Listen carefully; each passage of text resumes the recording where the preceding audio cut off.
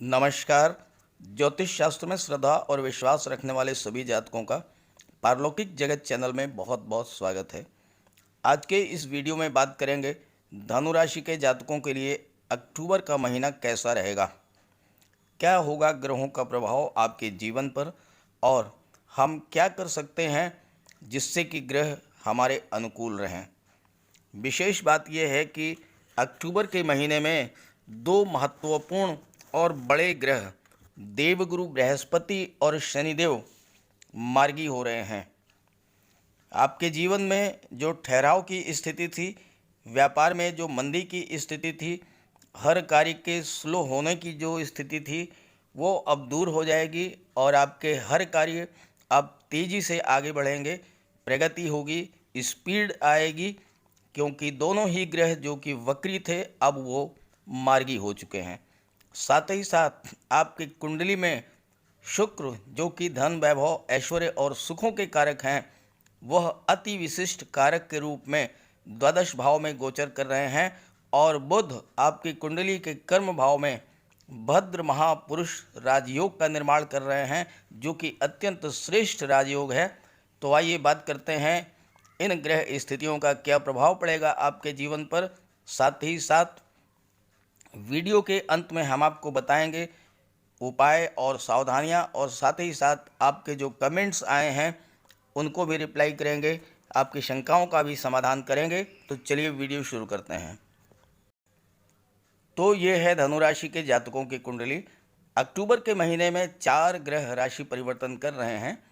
आपके लग्न के स्वामी देवगुरु बृहस्पति हैं, जो कि धन भाव में नीच भंग राजयोग का निर्माण कर रहे हैं।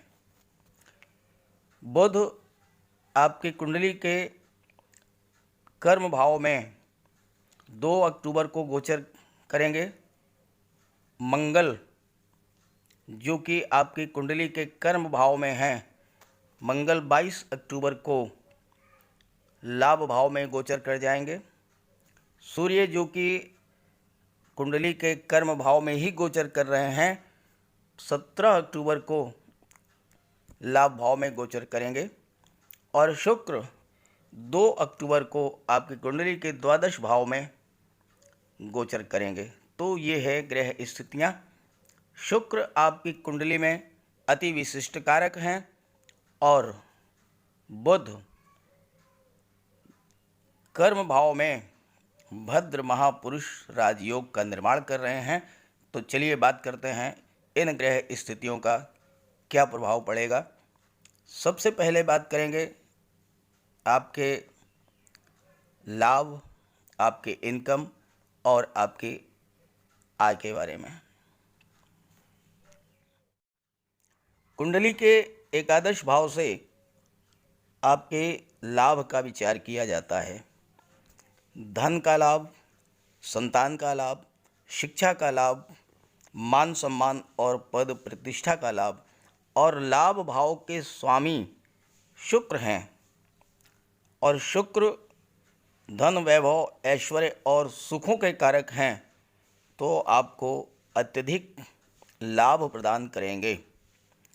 आपको अनेक स्रोतों से लाभ होगा, आय के एक से अधिक साधन होगा, मल्टी सोर्स इनकम होगी आपकी।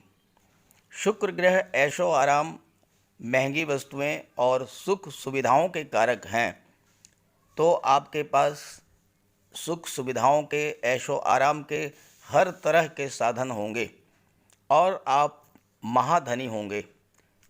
ऐसा जातक जिसकी कुंडली के लाभ भाव के स्वामी शुक्र हों, वो अत्यंत प्रभावशाली होता है, लोकप्रिय होता है, यशस्वी होता है और अत्यंत धनी होता है।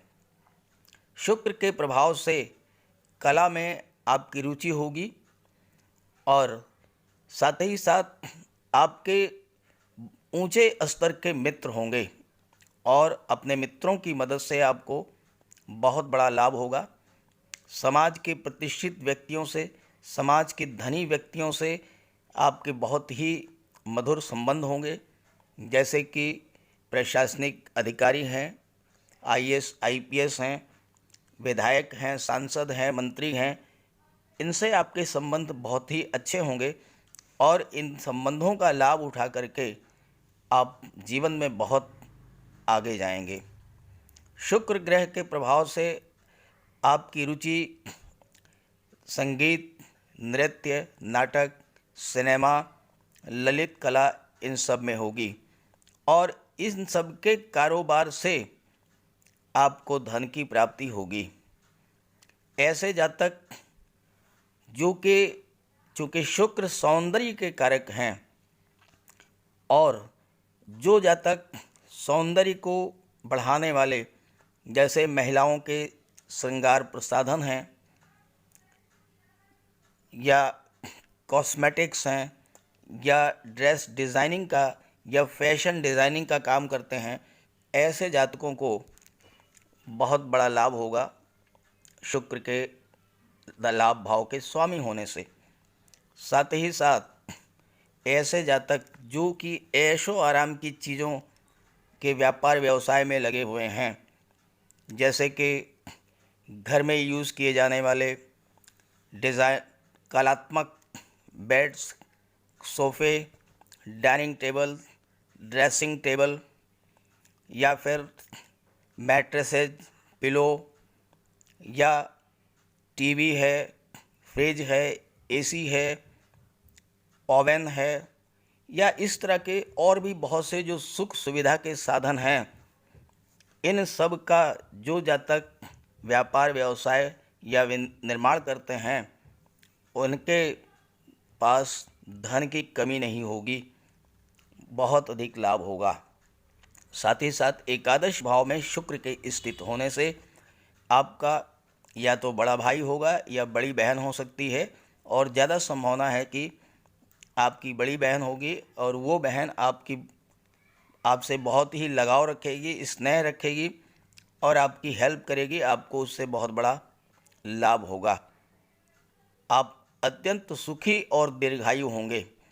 साथ ही साथ समाज में आपको सम्मानजनक पद प्राप्त होगा, चाहे वो नौकरी में हो, चाहे वो राजनीति में हो, चाहे किसी सोशल संस्था में हो या व्यापार में हो।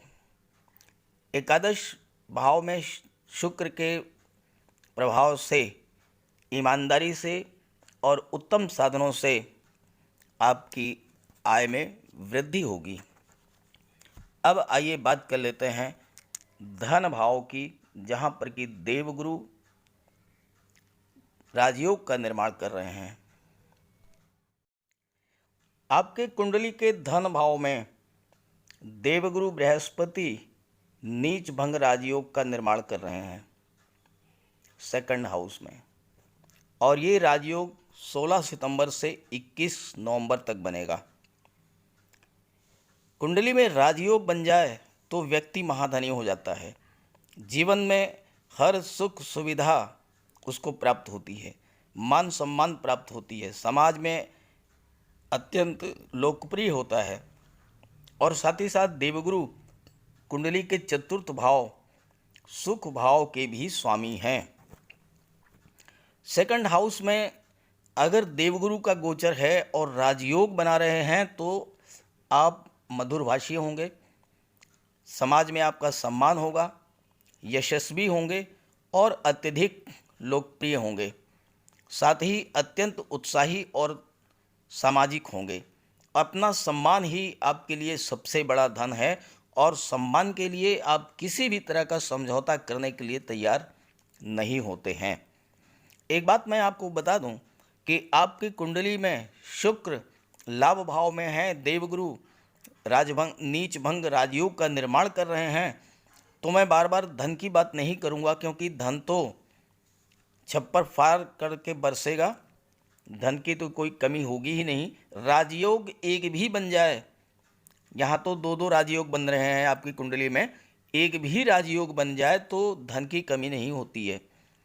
सेकंड हाउस में देवगुरु के संबंध में ज्योतिष शास्त्र में कहा गया है, धनस्थे काव्यानां सरस रचना चरुत्पदुता अधिकारी दंडानां परवसुधा पालन सदने सदाया सादर्थ गम उत्जनानां मुखरता लभेन्नो लोकेभ्यः स्थितिमपि धनम वासव गुरो। अर्थात जिस मनुष्य के जन्म के समय जन्म कुंडली में सेकंड हाउस में देवगुरु गोचर कर रहे हैं, वह सरकारी नौकरी करने वाला, सरकार में उच्च पद प्राप्त करने वाला, या राजनीति में उच्च पद प्राप्त करने वाला, मंत्री पद को प्राप्त करने वाला, और साथ ही साथ वह दंडाधिकारी यानी जज और मजिस्ट्रेट होता है, सभा में बोलने वाला होता है और लोग बड़े ध्यान से उसकी बातों को सुनते हैं, अत्यंत सुंदर होता है और काव्य की रचना में कुशल होता है। यह उस व्यक्ति के गुण होते हैं जिसकी कुंडली के सेकंड हाउस में देवगुरु गोचर करते हैं। सेकंड हाउस वाणी का होता है, धन का स्थान होता है और आपके चेहरे को रिप्रेजेंट करता है। तो सेकंड हाउस में देवगुरु के होने से आप अत्यंत सुंदर होंगे, मधुर वाणी होगी और साथ ही साथ आपकी वाणी में माधुर्य के साथ साथ गांधीर्य भी होगा, यानी आप सभा में चाणक्य की भूमिका निभा सकते हैं, इतने विद्वान होंगे। और साथ ही साथ अत्यंत विनम्र होंगे, साहसी और सदाचारी होंगे और साथ ही साथ आपको जीवन में अपने बोलने की कला से वक्ता के रूप में आप अत्यंत फेमस होंगे। देवगुरु चूँकि चतुर्थ भाव के भी स्वामी हैं, सुख भाव के स्वामी हैं और यहाँ से न केवल भौतिक सुखों बल्कि आध्यात्मिक और मानसिक पारिवारिक सुखों का भी विचार किया जाता है, तो आपका पारिवारिक जीवन सुखमय रहेगा और परिवार के सभी सदस्यों के साथ आप सहजतापूर्वक जुड़े रहेंगे। साथ ही साथ संतान सुख का भरपूर आनंद प्राप्त करेंगे, धन का संग्रह होगा, संचय होगा और आप पर्याप्त मात्रा में ज़मीन, जायदाद, मकान, प्रॉपर्टी, वाहन ये सब प्राप्त करेंगे। सरकारी आवास भी आपको मिल सकता है। गवर्नमेंट जॉब में जब होंगे तो अधिकार होंगे आपके पास। और एक दिक्कत ये है कि पिता का सुख आपको कम मिल पाएगा, यानी कि आप पिता के पास नहीं रहेंगे तो विदेश में यानी कि अपने जन्म स्थान से बाहर जा कर के आपको उन्नति होगी, जॉब मिलेगा या व्यापार के सिलसिले में आप अपने घर को छोड़ करके बाहर जाएंगे। विदेश का मतलब आप यूपी में हैं, आप महाराष्ट्र चले गए, एमपी चले गए, गुजरात चले गए, तो ये है। पैतृक संपत्ति आपको मिलने के योग नहीं है, लेकिन माता का बहुत स्नेह मिलेगा और पत्नी का सुख और सहयोग भी आपको प्राप्त होगा। सेकंड हाउस में देवगुरु के गोचर करने से आपका अपना खुद का भी व्यवसाय हो सकता है, या फिर आपके पास सरकारी नौकरी होगी, या फिर किसी मल्टीनेशनल कंपनी में आप उच्च पद पर होंगे। और कभी कभी तो ये होता है कि जैसे मैंने बताया कि एकादश भाव में शुक्र के प्रभाव से मल्टी सोर्स इनकम होगी, तो कभी कभी आप नौकरी भी करेंगे और साथ साथ व्यवसाय भी करेंगे। और अगर ज्वेलरी का काम जो लोग जातक करते हैं उन्हें बहुत बड़ा लाभ होता है। सोना, चांदी, हीरे, जवाहरात, मोती, माणिक्य, इन सब का कार्य करने वाले स्वर्णकार और जौहरी, उन्हें देवगुरु की कृपा से बहुत बड़ा लाभ होता है और बहुत अधिक धन संचय होता है। और साथ ही साथ सरकारी नौकरी से भी आपको बहुत अच्छा लाभ होता है। वकालत या जज या मजिस्ट्रेट भी आप बन सकते हैं। कानून से संबंधित कार्यों में आपको सफलता मिलती है और एक कुशल प्रशासनिक अधिकारी आईएएस या आईपीएस भी आप बन सकते हैं। ऐसा होता है देवगुरु का सेकंड हाउस में प्रभाव। सुखों के बारे में मैंने चर्चा कर ली है। अब आइए बात कर लेते हैं पंचम भाव, संतान और शिक्षा के भाव के बारे में। कुंडली के पंचम भाव से संतान, शिक्षा, लव व रोमांस का विचार किया जाता है और पंचम भाव के कारक हैं देवगुरु बृहस्पति, जो कि नीच भंग राजयोग का निर्माण कर रहे हैं। नीच भंग राजयोग पर एक वीडियो मैंने अपलोड किया है, लिंक दे दे रहा हूँ, उसका आप अच्छे से देख लीजिएगा, समझ लीजिएगा, क्योंकि ये राजयोग 21 नवंबर तक बनेगा। तो देवगुरु के अत्यंत प्रबल स्थिति में होने से शिक्षा और संतान के क्षेत्र में स्थितियां बहुत ही बेहतर बन रही हैं। अगर आप संतान के लिए प्लान कर रहे हैं तो ये अक्टूबर का महीना बहुत ही बेहतर है। 21 नवंबर तक स्थितियां बहुत ही अच्छी हैं और देवगुरु इस समय मार्गी हो गए हैं, 18 अक्टूबर से मार्गी हो जाएंगे और मार्गी अवस्था में और भी शुभ फल प्रदान करेंगे। तो संतान की प्लानिंग के लिए बहुत बेहतर है। और अगर इस गोचर काल में संतान प्राप्त होती है तो वो विलक्षण प्रतिभा की धनी होगी और उसके जन्म लेते ही आपका भाग्योदय हो जाएगा। दूसरी बात, संतान पक्ष से आपको शुभ समाचार मिलेगा। संतान आपकी गवर्नमेंट जॉब में आ सकती है, प्राइवेट जॉब में आ सकती है, किसी मल्टीनेशनल कंपनी में उसको जॉब मिल सकता है, या फिर वो आपके बिजनेस में आपको सहयोग कर सकती है, या खुद का कोई नया बिजनेस अपना स्टार्ट करके और आपकी संतान आपके घर में अर्निंग मेंबर बनेगी। जहाँ तक बात करें छात्रों की, जो कि प्रतियोगी परीक्षाओं की तैयारी कर रहे हैं या जो पढ़ाई कर रहे हैं, उनके लिए भी बहुत बेहतर स्थितियां हैं। मैंने एक वीडियो बनाया है सरकारी नौकरी के योग, लिंक दे दे रहा हूं, आप उसको समझ लीजिएगा। आपके कुंडली के दशम भाव में मंगल और सूर्य गोचर कर रहे हैं। सूर्य सरकारी नौकरी, शासन प्रशासन, राजनीति के कारक होते हैं और मंगल भी सरकारी नौकरी के कारक होते हैं। और मंगल के प्रभाव से व्यक्ति सेना में, पुलिस में, पैरामिलिट्री फोर्सेज में या मेडिकल सेक्टर में जॉब प्राप्त करता है। तो सरकारी नौकरी के लिए प्रबल योग हैं इस गोचर काल में। खास करके वो जातक जो कि आईटी, सॉफ्टवेयर और कंप्यूटर टेक्निकल लाइन और इंजीनियरिंग की पढ़ाई कर रहे हैं, चूँकि बुध भी दशम भाव में गोचर कर रहे हैं और बुध संचार के कारक होते हैं, तो ऐसे जातकों को जॉब मिलने के योग बन रहे हैं। जो जातक finance, MBA, commerce, management, marketing और इंश्योरेंस की पढ़ाई कर रहे हैं, इन जातकों के लिए भी स्थितियां बहुत ही बेहतर हैं। IAS, IPS, civil services, competitive exams की तैयारी कर रहे हैं, उनके लिए भी बेहतर है। और अगर आप शिक्षक बनना चाहते हैं, लेक्चरर या प्रोफेसर बनना चाहते हैं, तो बहुत ही स्थितियां बेहतर है, चूँकि कर्म भाव में बुध, मंगल और सूर्य तीनों ही गोचर कर रहे हैं। मंगल 22 अक्टूबर तक, सूर्य 17 अक्टूबर तक और बुध पूरे महीने गोचर करेंगे। तो निश्चित रूप से आप अगर प्रयास करेंगे इस गोचर काल में तो आपको जॉब मिलने के प्रबल चांसेज हैं, जॉब मिलेगा। बात करें छठे भाव की। छठे भाव में स्वामी हैं छठे भाव के शुक्र, और शुक्र कुंडली के द्वादश भाव में अति विशिष्ट कारक हैं। तो छठे भाव से आपको पहली बात कर्ज की, तो शुक्र धन, वैभव, ऐश्वर्य और सुखों के कारक हैं और शुक्र की सीधी दृष्टि आपकी कुंडली के छठे भाव पर पड़ रही है, कर्ज का नामो निशान नहीं होगा।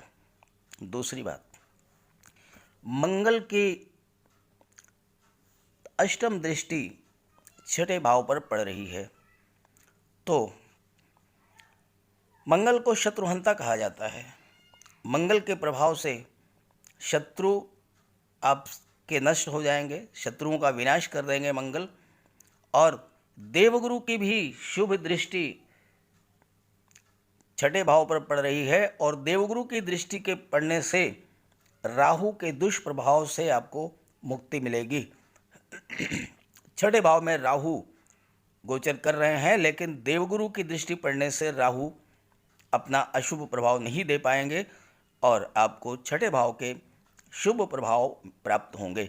छठा भाव ननिहाल का भी होता है। आपके मामा से, नाना से, अपने देवते से संबंध बहुत मधुर होंगे। साथ ही साथ अगर आप उनके साथ व्यापार व्यवसाय करते हैं तो उसमें आपको बहुत लाभ होगा। ननिहाल पक्ष से आपको धन लाभ भी होगा, साथ साथ प्रॉपर्टी का भी लाभ होने के योग हैं। आपकी कुंडली के सप्तम भाव की अगर हम बात करें तो सप्तम भाव के स्वामी हैं बुध, और बुध कर्म भाव में भद्र महापुरुष राजयोग का निर्माण कर रहे हैं।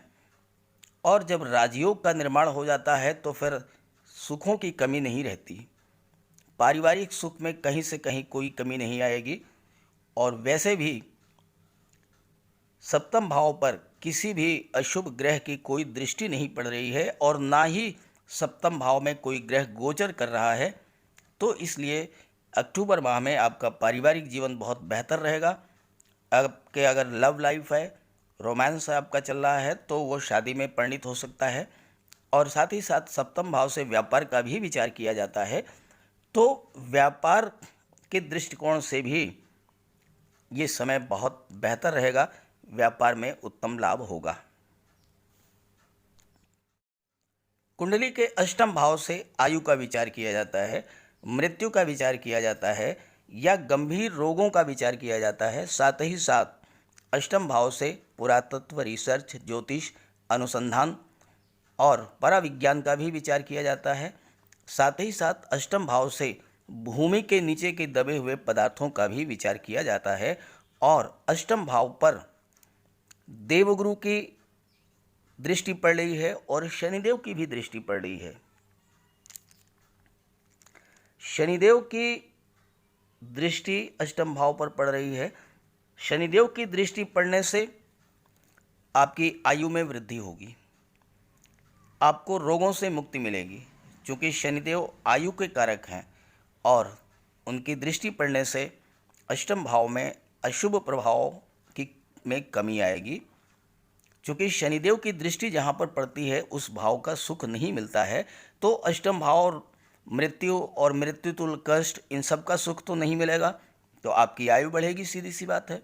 देवगुरु की दृष्टि पड़ने से, देवगुरु की दृष्टि जहाँ पड़ती है वो अमृत बरसता है। तो जो जातक रिसर्च में लगे हैं, जो पुरातत्व से जुड़े हुए हैं, ज्योतिष से जुड़े हुए हैं, अनुसंधान कार्य से जुड़े हुए हैं या अकल्ट साइंस से जुड़े हुए हैं, उन जातकों के ज्ञान में वृद्धि होगी और वो जातक अपने क्षेत्र में बहुत आगे जाएंगे। साथ ही साथ अष्टम भाव भूमि के नीचे के पदार्थों का भी होता है और अष्टम भाव पर शनि की दृष्टि पड़ने से वो जातक जो कि metal and medicines, chemical products, petrol, diesel, gas, mines और मिनरल्स का व्यापार व्यवसाय करते हैं, उन्हें अपने व्यापार व्यवसाय में बहुत अधिक लाभ होगा। साथ ही साथ automobiles, transport, scrap, manufacturing sector, land and building material, construction, इन क्षेत्रों से भी आपको लाभ होगा। अष्टम भाव से ससुराल पक्ष का भी विचार किया जाता है और देवगुरु की दृष्टि पड़ रही है। आपको ससुराल पक्ष से संबंध बहुत मधुर होंगे और साथ ही साथ ससुराल पक्ष से आपको लाभ भी होगा। भाग्य भाव की बात करें तो भाग्य भाव के तो स्वामी सूर्य हैं और जिसके स्वामी सूर्य हो जाए फिर कहना ही क्या है। सूर्य तो शासन, प्रशासन, उच्च पद, राजनीति, मान सम्मान, इन सब के कारक हैं और सूर्य भाग्य भाव के स्वामी हैं, तो भाग्य भाव को तो प्रकाशित कर देंगे, भाग्य को चमका देंगे, भाग्य का फुल सपोर्ट मिलेगा और भाग्य के सहयोग से आप जीवन में बहुत उन्नति करेंगे, बहुत आगे जाएंगे, धन भी प्राप्त करेंगे और साथ साथ मान सम्मान भी प्राप्त करेंगे। आइए बात कर लेते हैं कर्म भाव के बारे में। आपके कुंडली के दशम भाव में तीन ग्रह गोचर कर रहे हैं और साथ ही साथ देवगुरु की अमृतमयी दृष्टि भी इस पर पड़ रही है।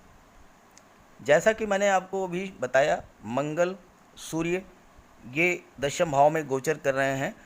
दशम भाव से आपके प्रोफेशन, जॉब, कैरियर और पिता का विचार किया जाता है। आप किस क्षेत्र में सफलता अर्जित करेंगे, आपका प्रोफेशन क्या होगा, ये दशम भाव डिसाइड करता है। और दशम भाव में मंगल और सूर्य हैं तो सरकारी नौकरी, शासन प्रशासन में या फिर सेना में, पुलिस में या फिर मेडिकल क्षेत्र में जॉब मिलने के प्रबल योग बन रहे हैं। बात करें बुध की, बुध आपकी कुंडली में भद्र महापुरुष राजयोग बना रहे हैं। भद्र महापुरुष राजयोग तब बनता है जब ग्रह केंद्र में हो और स्वराशि में हो। बुध स्वराशि कन्या राशि में है और 2 अक्टूबर से 2 नवंबर तक कन्या राशि में ही रहेंगे, साथ ही साथ केंद्र के भाव में गोचर कर रहे हैं, तो भद्र महापुरुष राजयोग का निर्माण करेंगे। भद्र महापुरुष राजयोग के बारे में ज्योतिष शास्त्र में कहा गया है कि वह जातक जिसकी कुंडली में ये योग बनता है वह अत्यंत बुद्धिमान होता है, अत्यंत विद्वान होता है, महाधनी होता है, रत्नों को तराजू से तौल कर रखने वाला होता है। यानी इतना धन उसके पास होता है कि धन की वो गिनती नहीं कर पाता है, वो तौल करके धन रखता है। तो आप इसी से अंदाज़ा लगा दीजिए कि बुध का कितना बड़ा प्रभाव दशम भाव पर है, और स्पेशली व्यापार के क्षेत्र में। दशम भाव कर्म स्थान होता है और दशम भाव में बुध के होने से आप व्यापार के क्षेत्र में बहुत प्रगति करेंगे और साथ ही साथ व्यापार के क्षेत्र में यश और सम्मान भी प्राप्त करेंगे। उच्च स्तर के व्यापारी होंगे, आपकी कोई फैक्ट्री होगी, कोई इंडस्ट्री होगी, या आप जो है कोई अधिकारी होंगे, पदाधिकारी होंगे व्यापारी क्षेत्र में। साथ ही साथ बुध बुद्धि के कारक हैं, बुद्धि विद्या के कारक हैं, बुद्धि ज्ञान के कारक हैं। तो ऐसे कार्य जैसे कि लेखन कार्य है, या प्रकाशक का कार्य है, या बुक सेलर का कार्य है, ये सब कार्यों में आपको जो है सफलता मिलेगी। साथ ही साथ बैंकिंग सर्विसेज में आपका सिलेक्शन हो सकता है। विद्यालय में आप शिक्षक बन सकते हैं, लेक्चरर बन सकते हैं, प्रोफेसर बन सकते हैं बुध के प्रभाव से। साथ ही साथ बुध जो है संचार के भी कारक हैं, तो आप जो हैं ऐसे जातक कंप्यूटर के क्षेत्र में, इंजीनियरिंग के क्षेत्र में, मोबाइल है, इंटरनेट है, टीवी चैनल है, या पत्र पत्रिका मैगजीन्स हैं, या फिर आईटी सेक्टर, सॉफ्टवेयर या कंप्यूटर के क्षेत्र में आपको सफलता मिल सकती है। बुद्धि के कारक हैं, बुद्धि से जुड़े हुए जो कार्य हैं, जैसे शिक्षक हैं, वकील हैं, लेखक हैं, कवि हैं, या जिनका व्यापारिक प्रतिष्ठान है, कोई इंडस्ट्री है, फैक्ट्री है, आढ़त है, या अन्य कोई व्यापार है, तो ऐसे जातकों को बहुत अधिक सफलता मिलेगी, चूँकि बुध भद्र महापुरुष राजयोग का निर्माण कर रहे हैं। साथ ही साथ IT sector, software, computer, engineering, management, art, music, acting, लेखन, अभिनय, पत्रकारिता, सोशल मीडिया, इन क्षेत्रों में भी सफलता मिलेगी।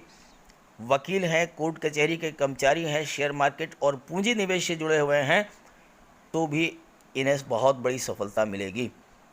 साथ ही साथ बुध ग्रह का रंग हरा है, तो आप पर्यावरण के क्षेत्र में या कृषि के क्षेत्र में भी आपको सफलता मिल सकती है। दशम भाव पिता का भाव है और आपके संबंध अपने पिता से बहुत अच्छे रहेंगे, और आपके जीवन में जो उन्नति होगी वो पिता के सहयोग से ही होगी। अपने जीवन में यश, कीर्ति और प्रसिद्धि प्राप्त करते हैं, आप दूसरों की मदद करते हैं और जिस कार्य में हाथ लगाते हैं उस कार्य को पूरा करते हैं। और चतुर्थ दृष्टि चूँकि सुख भाव पर पड़ रही है, तो मैंने आपको बताया कि सुखों में वृद्धि करेंगे, सुखों में किसी तरह की कोई कमी नहीं होगी, हर तरह का सुख आपको प्राप्त होगा, क्योंकि सुख भाव के स्वामी देवगुरु हैं और सुख भाव पर बुध की दृष्टि पड़ रही है।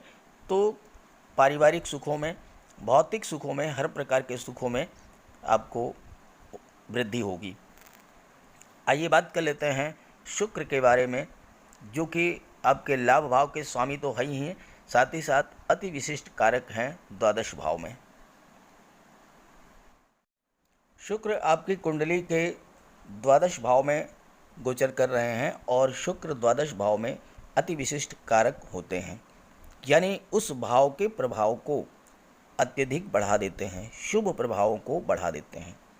द्वादश भाव खर्चों का होता है, विदेश का होता है, विदेश यात्राओं का होता है, विदेश से धन का होता है, ज्योतिष, तंत्र मंत्र, जेल, अस्पताल, दंड और मोक्ष का होता है। तो शुक्र द्वादश भाव के शुभ प्रभाव में वृद्धि करेंगे। द्वादश भाव खर्चों का है। शुक्र धन, वैभव, ऐश्वर्य और भोग के कारक हैं। शुक्र लग्जरी के कारक हैं, तो आप सुखों को बढ़ाने वाले साधन घर में लाएंगे। गहने, आभूषण, ज्वेलरी, डिज़ाइनर कपड़े, कॉस्मेटिक्स, परफ्यूम्स। महिलाएं अपने श्रृंगार प्रसाधनों पर, साड़ियों पर, ज्वेलरी पर या अन्य वस्तुओं पर खर्च करेंगी। और आप जो कुछ भी परचेज करेंगे वो बहुत ही उम्दा क्वालिटी का होगा, टॉप क्लास का मॉडल होगा। घर में TV, LED, AC, fridge, washing machine, two wheeler या फोर व्हीलर ये भी आप परचेज कर सकते हैं, क्योंकि लाभ भाव के स्वामी शुक्र हैं, तो धन की कोई कमी नहीं होगी। धन आएगा और आप उसका भोग करेंगे अपनी सुख सुविधाओं को बढ़ा करके। द्वादश भाव का संबंध विदेश से है। हवाई यात्राएं आप करेंगे, विदेश से धन कमाएंगे, इंपोर्ट एक्सपोर्ट के बिजनेस से आपको लाभ होगा, विदेश में जॉब या हायर एजुकेशन भी प्राप्त हो सकती है। केतु भी गोचर कर रहे हैं, और चूंकि केतु शुभ ग्रह के प्रभाव में है, तो इसलिए केतु भी शुभ फल देंगे। केतु आकस्मिकता के कारक हैं, आकस्मिक रूप से आपको कोई बहुत बड़ा लाभ दिला देंगे। जैसे आपको विदेश में एकदम से कोई जॉब मिल जाए, या हायर एजुकेशन के लिए आपको स्कॉलरशिप मिल जाए, या इंपोर्ट एक्सपोर्ट में कोई बहुत बड़ा आपको लाभ हो जाए।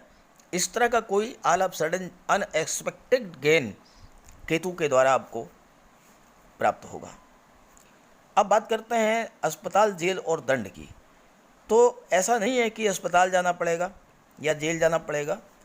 हाँ, कि शुक्र की दृष्टि छठे भाव पर पड़ रही है, और छठे भाव का संबंध इलीगल एक्टिविटीज़ से है, अनैतिक कार्यों से भी है।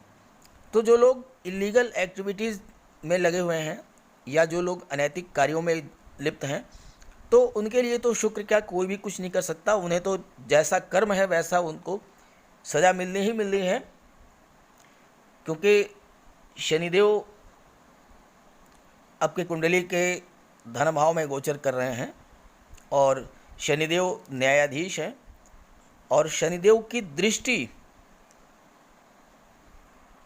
द्वादश भाव पर पड़ रही है, शुक्र के प्रभावों को बढ़ा देगी।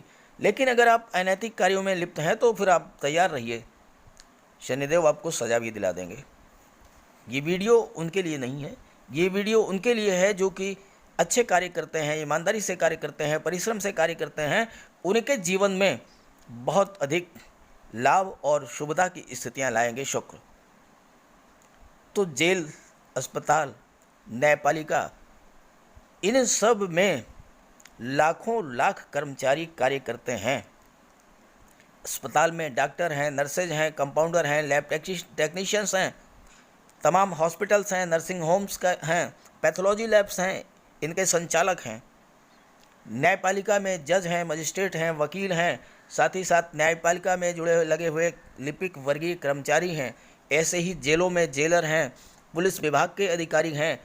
तो शुक्र इन सभी के जीवन में धन, वैभव, ऐश्वर्य और सुखों की बरसात करेंगे, उनके जीवन में शुभता लाएंगे। द्वादश भाव के शुक्र का ये प्रभाव होगा। अब आइए बात कर लेते हैं उपाय और सावधानियां। देखिए, सूर्य 17 अक्टूबर को तुला राशि में गोचर करेंगे। तुला राशि में सूर्य नीच के हो जाते हैं, और सूर्य जब नीच के हो जाते हैं तो कुछ अशुभ प्रभाव देंगे। जैसे कि आपको आँखों की समस्या हो सकती है, आपके पिता के स्वास्थ्य में कोई दिक्कत आ सकती है, या आपको परिवार से दूर जाना पड़े, व्यापार के सिलसिले में या फिर नौकरी के सिलसिले में। तो सूर्य का उपाय कर लें। जहाँ तक परिवार से दूर जाने की बात है, विदेश जाने की बात है, तो वहाँ से तो आपको लाभ ही लाभ होगा। बाकी अगर शारीरिक समस्या है, फिजिकल प्रॉब्लम है, आप सूर्य का उपाय कर लें। सूर्य को अर्घ्य दें, एक तांबे की अंगूठी पहनें, गाय को गुड़ खिलाएं, पिता और बुजुर्गों की सेवा करें। अगर कर सकें तो रविवार के दिन तांबा, गुड़, मसूर की दाल, इन सब का दान करें। सूर्य नमस्कार करें, जल में लाल फूल या केसर डाल करके स्नान करें, तो अशुभ सूर्य के प्रभाव से आपको मुक्ति मिलेगी। जहाँ तक मंगल की बात है, तो मंगल से तो कोई समस्या नहीं है। आपके साहस, पराक्रम, ऊर्जा और शौर्य में वृद्धि ही करेंगे। सरकारी नौकरी के कारक हैं, लेकिन फिर भी चूँकि मंगल आपके वाणी में उग्रता लाएंगे, क्रोध लाएंगे। तो थोड़ा सा आपको संयम रखना होगा, वाणी पर नियंत्रण रखें। साथ ही साथ आप मंगल का कुछ उपाय कर लें, बजरंग बली की उपासना करें, हनुमान चालीसा का पाठ करें, उनके मंदिर में जाकर के उनके चरणों का सिंदूर अपने मस्तक पर धारण करें। और देवगुरु के लिए आप माता पिता बुज़ुर्गों की सम्मान करें, उनकी सेवा करें, उनका आशीर्वाद प्राप्त करें। इतना ही अगर आप कर लें तो आपको सब कुछ प्राप्त हो जाएगा। शनिदेव के लिए बहुत आसान है। कोई गरीब, लाचार, मजलूम, असहाय, दिव्यांग व्यक्ति आपके पास आता है, आपकी जो भी मदद उसकी कर सकें, धन से या फिर उसका कोई कार्य रुका हुआ है शासन प्रशासन में, आप अपने शक्तियों का प्रयोग करके, अपने जो आपके संबंध हैं, आपके जो संपर्क हैं, उनका प्रयोग करके उसकी कोई मदद कर दें, शनिदेव बहुत प्रसन्न होंगे, आपको सब कुछ दे देंगे। बुध को प्रसन्न करना है, हरे रंग की वस्तुओं का प्रयोग करें, हरे रंग की वस्तुओं का दान कर सके तो करें। और बहुत इजी उपाय है, आपके घर में कोई कन्या होगी, बेटी, बहन, आपकी भतीजी, बाहर आएँ, जब बाहर से घर को आएँ, कोई उपहार लेते आएँ उसके लिए। साथ ही साथ किसी शुभ कार्य के लिए अगर आप बाहर जा रहे हैं तो उस कन्या को कोई उपहार दे करके जाएं। जैसे आपका कोई इंटरव्यू है, आप नौकरी के लिए जा रहे हैं, बिजनेस डील के लिए जा रहे हैं, शादी ब्याह के रिश्तों के लिए जा रहे हैं, उस कन्या को कोई उपहार दे दें, कुछ पैसे दे दें, मिठाई, कपड़ा, खिलौना, कोई भी चीज़। और साथ ही साथ जब घर से बाहर निकलें, अगर गाय मिल जाए तो गाय को गुड़ खिला दें, कोई किन्नर मिल जाए उसे कुछ पैसे दे दें।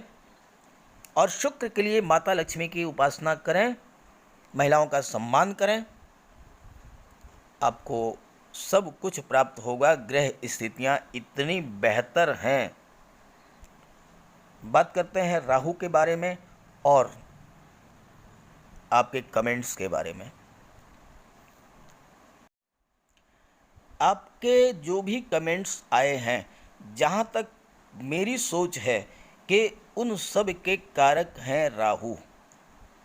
जैसे व्यापार में घाटा हो रहा है, नौकरी में दिक्कत आ रही है, बॉस से नहीं बन रही है, आपके सहयोगी आपके खिलाफ षड्यंत्र कर रहे हैं, अनचाही जगह पर आपका ट्रांसफ़र हो रहा है, प्रतियोगी परीक्षाओं में आप लगातार कोशिश कर रहे हैं और मार्जिन पर जाकर के रह जाते हैं, एकदम बॉर्डर पर पहुंच करके 1-2 नंबर से रुक जाता है आपका सिलेक्शन। हेल्थ इश्यूज हैं, धन की हानि हो रही है, कोर्ट कचहरी के चक्कर हो रहे हैं। तो मैं आपको बता दूं कि ये सारी समस्याएं आपकी कुंडली में अशुभ राहु के कारण हैं। या तो आपके जीवन में राहु की महादशा या अंतर्दशा चल रही होगी, किसी दूसरे ग्रह की महादशा में राहु की अंतर्दशा, या राहु अशुभ भाव में बैठे होंगे या अशुभ ग्रहों के प्रभाव में बैठे होंगे और उस कारण ये सारी समस्याएं हो रही हैं। तो आप राहु का उपाय कर लें, आपकी समस्याएं दूर हो जाएंगी। राहु पर मैंने एक वीडियो बनाया है, लिंक दे दे रहा हूँ, आप वहाँ से अच्छे से समझ लीजिएगा। उसमें मैंने बहुत सारे उपाय बताए हैं। फ़िलहाल तो आप एक उपाय कर लें, मोर का पंख लाइए, घर के मेन डोर पर लगा दीजिए, बेडरूम में, स्टडी रूम में, डाइनिंग रूम में उसको एक पंख रखिए। और साथ ही साथ जहाँ पर आप कार्य करते हैं वहाँ पर मोर पंख रखिए और अपने बैग में भी एक मोर पंख रखिए। तो राहु के अशुभ प्रभाव से आप बचे रहेंगे। और ये जो समस्याएं आप कमेंट करके पूछ रहे हैं, इसका जवाब यही है कि आप राहु का उपाय करें। तो मैं समझता हूँ ये वीडियो आपको पसंद आएगा। अच्छा लगे तो साथियों को अपने शेयर कीजिएगा। सभी ग्रहों की कृपा दृष्टि आप पर बनी रहे, इसी भावना के साथ आप सभी का बहुत बहुत धन्यवाद। नमस्कार।